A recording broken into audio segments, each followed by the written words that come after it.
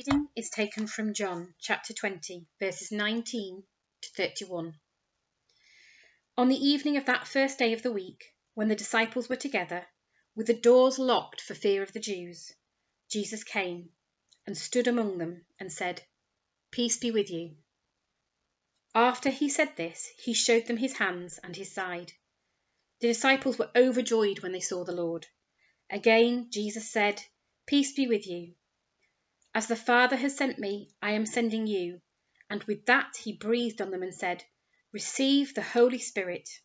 If you forgive anyone his sins, they are forgiven. If you do not forgive them, they are not forgiven." Now Thomas, called Didymus, one of the 12, was not with the disciples when Jesus came.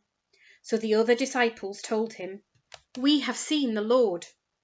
But he said to them, "Unless I see the nail marks in his hands, and put my finger where the nails were, and put my hand into his side, I will not believe it."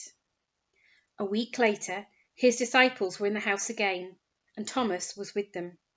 Though the doors were locked, Jesus came and stood among them and said, "Peace be with you." Then he said to Thomas, "Put your finger here. See my hands.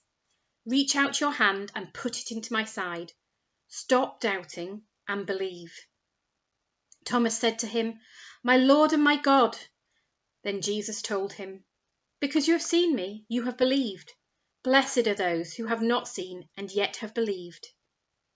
Jesus did many other miraculous signs in the presence of his disciples, which are not recorded in this book, but these are written so that you may believe that Jesus is the Christ, the Son of God, and that by believing you may have life in his name.